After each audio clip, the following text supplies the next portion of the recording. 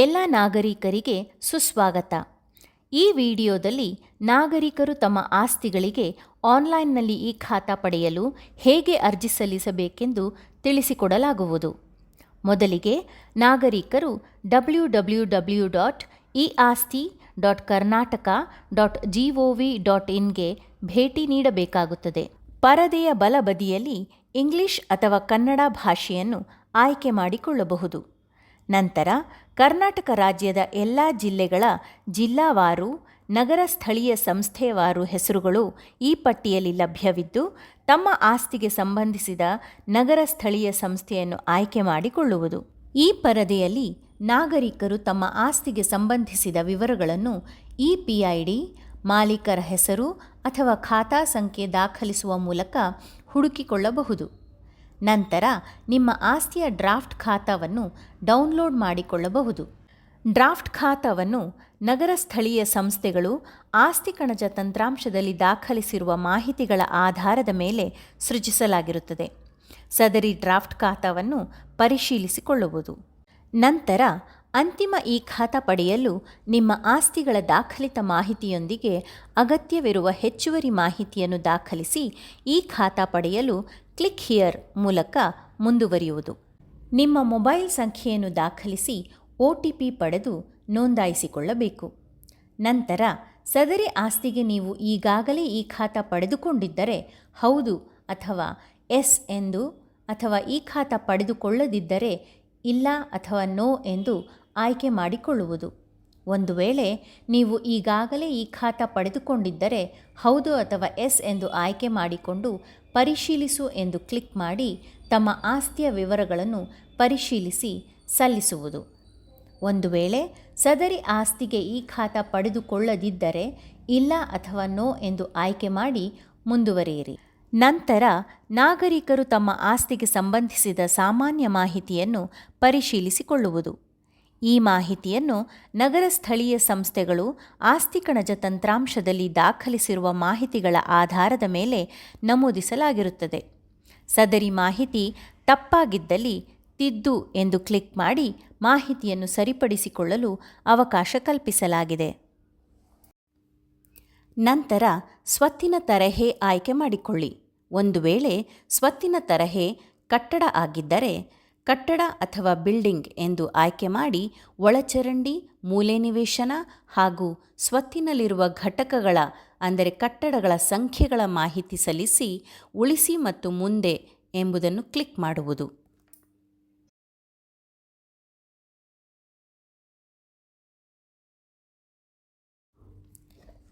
ನಂತರ ತಮ್ಮ ಆಸ್ತಿಗೆ ಸಂಬಂಧಿಸಿದಂತೆ ಕಾವೇರಿ ತಂತ್ರಾಂಶದಲ್ಲಿ ನೋಂದಾಯಿತ ವಿವರಗಳನ್ನು ನಮೂದಿಸಲು 3 ಆಯ್ಕೆಗಳನ್ನು ನೀಡಲಾಗಿದೆ.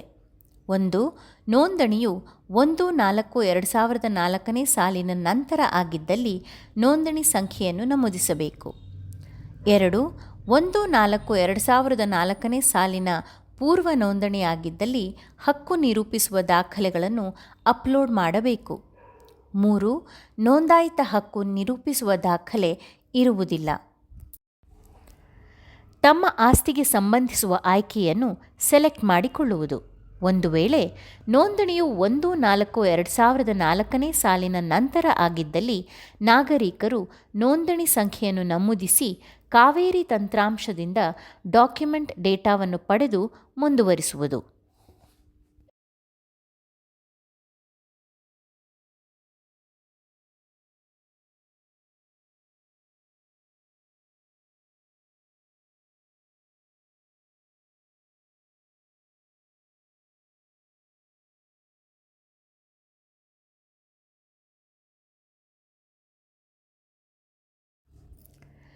ಒಂದು ವೇಳೆ ನೋಂದಣಿಯು 1/4/2004 ಸಾಲಿನ ಪೂರ್ವದಲ್ಲಿ ಆಗಿದ್ದಲ್ಲಿ ಹಕ್ಕು ನಿರೂಪಿಸುವ ದಾಖಲೆಗಳನ್ನು ಅಪ್ಲೋಡ್ ಮಾಡಬೇಕು ಹಾಗೂ ನೋಂದಣಿ ದಿನಾಂಕದಿಂದ 31/3/2004 ಕೈಬರಹದ ಋಣಭಾರ ಪತ್ರ ಮತ್ತು 1/4/2004 ಇಲ್ಲಿಯವರೆವಿಗೂ ಗಣಕೀಕೃತ ಋಣಭಾರ ಪತ್ರ ಅಪ್ಲೋಡ್ ಮಾಡಿ ಮುಂದುವರಿಯಬಹುದಾಗಿದೆ.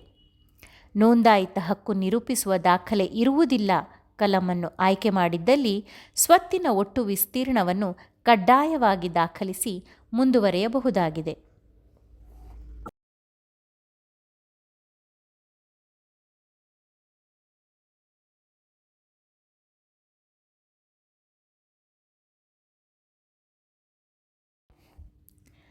ನಂತರ ಅರ್ಜಿದಾರರು ಖಾತಾದಾರರ ಹೆಸರು ಮತ್ತು ವಿಳಾಸದ ಮಾಹಿತಿಯನ್ನು ಪರಿಶೀಲಿಸಿ ಒಂದು ವೇಳೆ ಸರಿ ಇದ್ದಲ್ಲಿ ಅಕ್ಸೆಪ್ಟ್ ಆಸ್ ಓಕೆ ಎಂದು, ಅಥವಾ ತಪ್ಪಾಗಿದ್ದಲ್ಲಿ ಯಾವ ಕಾರಣಕ್ಕೆ ತಪ್ಪಾಗಿದೆ ಅಂದರೆ ನೇಮ್ ಸ್ಪೆಲ್ಲಿಂಗ್ ಮಿಸ್ಟೇಕ್ ಅಥವಾ ಮಲ್ಟಿಪಲ್ ನೇಮ್ಸ್ ಕ್ಲಬ್ಡ್ ಅಥವಾ ಡಿಲೀಟ್ ನೇಮ್ ಆಯ್ಕೆ ಮಾಡಿ ಆಧಾರ್ KYC ಮಾಡಿಸಿ ನಂತರ ಮೊಬೈಲ್ ಸಂಖ್ಯೆ ನಮೂದಿಸಿ ಖಾತಾದಾರರ ವಿವರಗಳನ್ನು ಅಪ್ಡೇಟ್ ಮಾಡಿ ಮುಂದುವರಿಸುವುದು.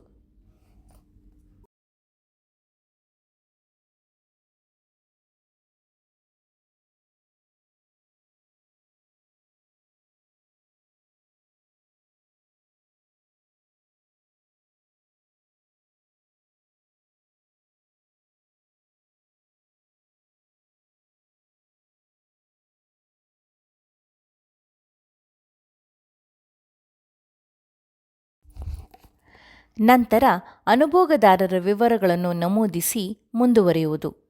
ತದನಂತರ ಅರ್ಜಿದಾರರು ತಮ್ಮ ಆಸ್ತಿ ವಿಳಾಸವನ್ನು ಗೂಗಲ್ ಮ್ಯಾಪ್ಸ್ನಲ್ಲಿ GPS ಬಳಸಿ ಆಸ್ತಿಯ ಛಾಯಾಚಿತ್ರದೊಂದಿಗೆ ಸಲ್ಲಿಸುವುದು. ನಂತರ ಆಸ್ತಿ ಕಣಜ ಹಾಗೂ ನೋಂದಾಯಿತ ಹಕ್ಕು ನಿರೂಪಿಸುವ ದಾಖಲೆಯಂತೆ ಚಕ್ಕುಬಂದಿಯನ್ನು ಪರಿಶೀಲಿಸಿ ತಪ್ಪಾಗಿದ್ದಲ್ಲಿ ತಿದ್ದು ಆಯ್ಕೆ ಮಾಡಿ ಸರಿಯಾದ ಚಕ್ಕುಬಂದಿಯನ್ನು ನಮೂದಿಸಬಹುದು. ನಂತರ ಅರ್ಜಿದಾರರು ನಿವೇಶನದ ವಿಸ್ತೀರ್ಣದ ವಿವರಗಳನ್ನು ಆಸ್ತಿ ಕಣಜ ಹಾಗೂ ಕಾವೇರಿ ದತ್ತಾಂಶವನ್ನು ಪರಿಶೀಲಿಸಿ ಸರಿಯಾದ ನಿವೇಶನದ ವಿಸ್ತೀರ್ಣ ಸಲ್ಲಿಸುವುದು.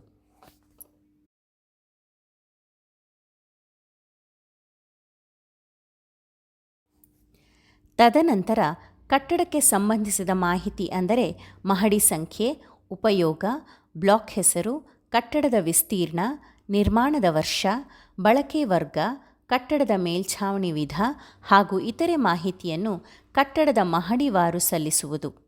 ಕಟ್ಟಡದ ವಿವರ ಸಲ್ಲಿಸಿದ ನಂತರ ಅರ್ಜಿದಾರರು ಖಾಲಿ ನಿವೇಶನದ ವರ್ಗೀಕರಣ ಹಾಗೂ ಕಟ್ಟಡ ವರ್ಗೀಕರಣದ ವಿವರಗಳನ್ನು ಸಲ್ಲಿಸುವುದು.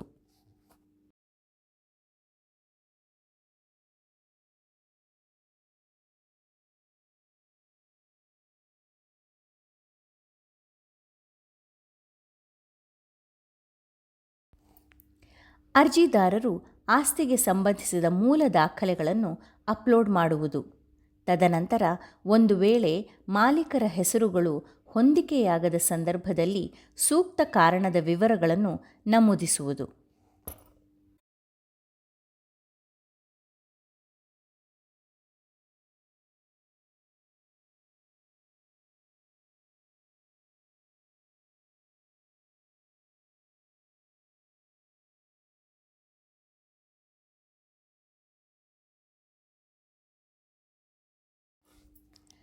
ಅರ್ಜಿದಾರರು ಒಂದು ವೇಳೆ ತಕ್ಷಣದ ಮಾರಾಟ ಅಥವಾ ಹಸ್ತಾಂತರಕ್ಕಾಗಿ ಹೋಗಬೇಕಾದರೆ ಹೌದು ಎಂದು ಆಯ್ಕೆ ಮಾಡಿ ಆಸ್ತಿಗೆ ಸಂಬಂಧಿಸಿದ ನಮೂನೆ 15ರ ಮಾಹಿತಿಯನ್ನು ಸಲ್ಲಿಸುವುದು.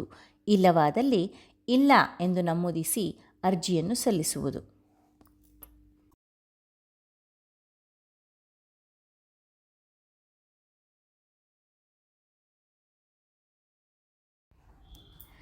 ಕೊನೆಯದಾಗಿ ಅರ್ಜಿದಾರರು ಏನಾದರೂ ತಿದ್ದುಪಡಿ ಇದ್ದಲ್ಲಿ ತಿದ್ದುಪಡಿ ಮಾಡಲು ಸಂಬಂಧಪಟ್ಟ ದಾಖಲೆಗಳನ್ನು ಅಪ್ಲೋಡ್ ಮಾಡಿ ಘೋಷಣೆಯನ್ನು ಆಯ್ಕೆ ಮಾಡಿ ಮತ್ತೊಮ್ಮೆ ತಮ್ಮ ಅರ್ಜಿಯ ವಿವರಗಳು ಸರಿಯಿದೆಯೇ ಎಂದು ಪರಿಶೀಲಿಸಿ ನಗರ ಸ್ಥಳೀಯ ಸಂಸ್ಥೆಯ ಅಧಿಕಾರಿಗಳಿಗೆ ಸಲ್ಲಿಸಬಹುದಾಗಿದೆ.